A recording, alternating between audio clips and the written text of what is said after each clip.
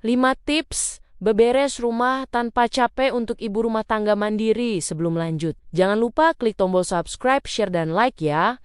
Boleh juga klik tombol thanks atau terima kasih. Oh iya, kalau kamu punya usul atau ide tema video berikutnya, langsung komen di bawah ya.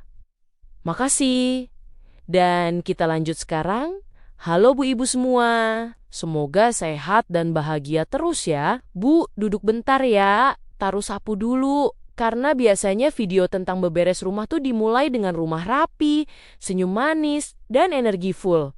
Padahal kenyataannya kita nonton sambil selonjoran.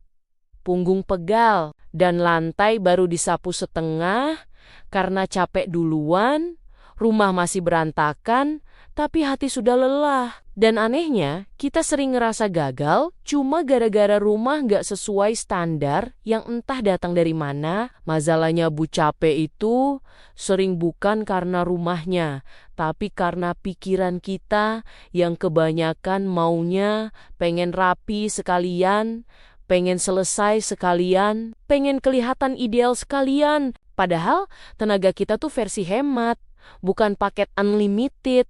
Dan kalau cara beberesnya salah, yang ada bukan rumah makin nyaman, tapi ibu makin sensitif. Sapu bisa jadi alat emosi, dan pel bisa jadi saksi bisu kelelahan batin. Makanya isi utama ini penting banget Bu, karena ini bukan soal teknik bersih-bersih ala majalah rumah mewah, tapi cara bertahan hidup sebagai ibu rumah tangga mandiri yang pengen rumah lumayan rapi tanpa harus mengorbankan kesehatan dan kewarasan. Karena rumah boleh berantakan sedikit, tapi ibunya jangan sampai runtuh. Dan kalau kita bisa ketawa dikit sambil beberes, itu tandanya kita masih menang hari ini.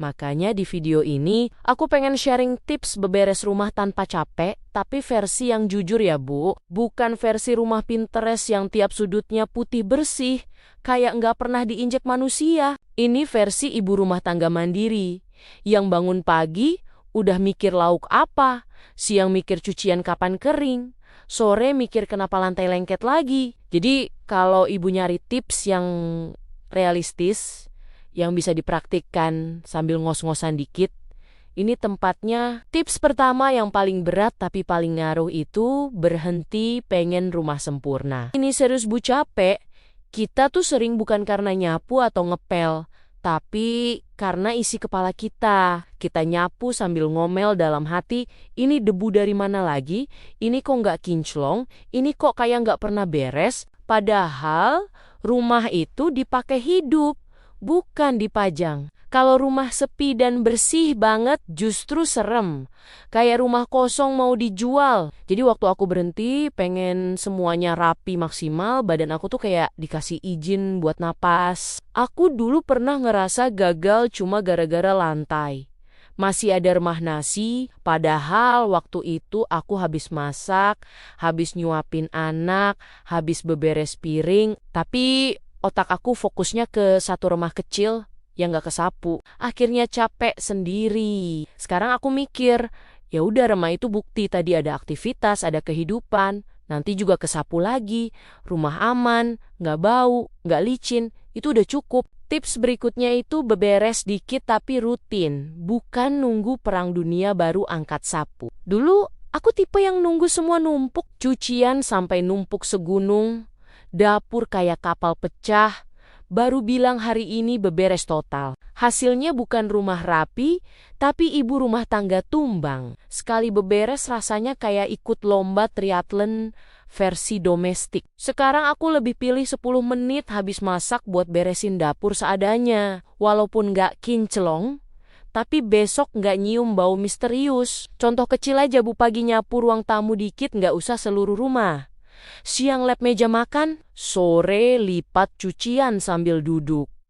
Kelihatannya sepele, tapi efeknya gede. Kerjaan gak numpuk, emosi juga gak ikut numpuk. Kita tuh capek bukan karena kerja, tapi karena kebanyakan kerjaan datang barengan. Tips selanjutnya yang sering bikin ibu-ibu senyum kecut adalah berhenti ngerjain semua sendirian. Ini jebakan Batman ibu rumah tangga. Kita ngerasa paling bisa, paling cepat, akhirnya semua diambil alih. Tapi lama-lama kita capek sendiri sambil bilang dalam hati, kok nggak ada yang bantu sih? Padahal kita nggak pernah minta, kita berharap orang lain peka.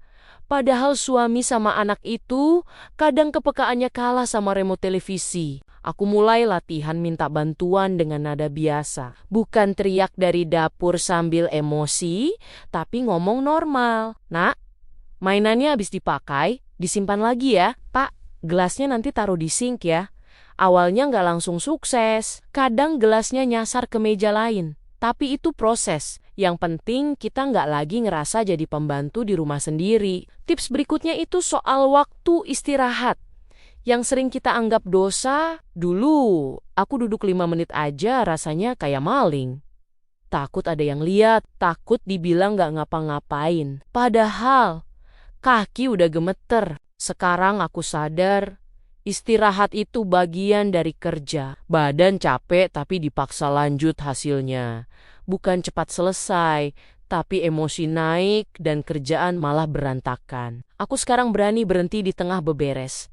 Duduk, minum, kadang scroll sebentar. Bukan karena males, tapi karena tubuh butuh jeda. Aneh tapi nyata, habis istirahat sebentar, nyapu lagi tuh.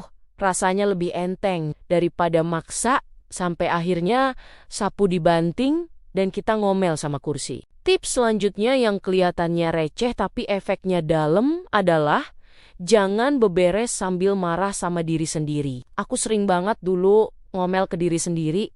Kok nggak becus sih? Kok rumah gini terus? Padahal ngomel ke diri sendiri tuh capeknya 2 kali. Sekarang aku coba ganti. Aku bilang ke diri sendiri, ya udah segini dulu, kamu udah usaha. Kadang aku malah bercanda sendiri. Lihat rumah berantakan, aku bilang, ini bukan berantakan, ini konsep rumah hidup. Memang kedengeran konyol, tapi ketawa kecil itu ngurangin beban. Kita tuh sering terlalu keras sama diri sendiri, padahal ke orang lain bisa lembut. Tips lain yang penting adalah pilih waktu beberes yang sesuai tenaga, bukan sesuai jadwal ideal. Jangan maksa beberes berat pas badan lagi drop. Aku dulu sok kuat, pagi habis begadang masih maksa ngepel. Hasilnya bukan bersih, tapi pusing. Sekarang aku dengerin badan. Kalau pagi lemes, aku pilih tugas ringan. Beberes berat nanti pas tenaga ada juga soal alat. Jangan meremehkan alat sederhana. Sapu yang enak dipegang, lap yang gampang diperas, ember yang gak berat.